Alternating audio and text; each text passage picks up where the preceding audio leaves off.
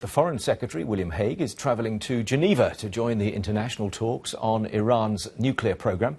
There's growing optimism about the talks after a sudden change of travel plans by the US Secretary of State, John Kerry. Well, our correspondent James Reynolds joins us now from Geneva. What do we read into this change of plan by John Kerry, James?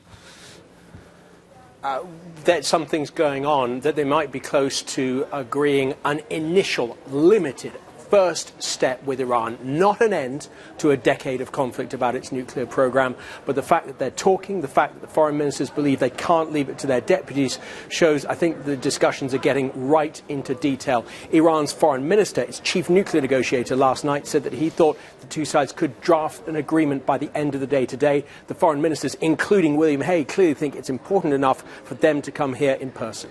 Are there any hints as to what that draft agreement, albeit limited, might contain?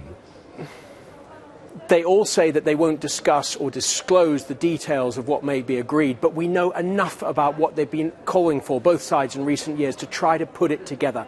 Essentially, the world powers want Iran to agree to limit the scope of its nuclear program, to restrict the amount of uranium that it enriches, and not to move forward, not to put in new centrifuges. On the other hand, Iran wants the world powers in the West to lift sanctions. So essentially, those are the two key demands from either side. It may be that if we see a limited first step agreement, those demands will be there.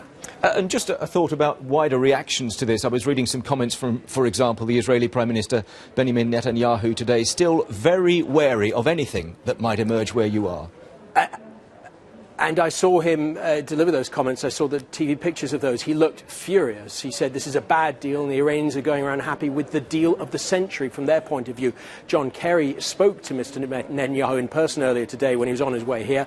We'll have to see what those two men decided. But I think even if something is agreed here for the United States, the problem becomes in trying to convince Israel, and Mr. Netanyahu in particular, that the deal is worth sticking to.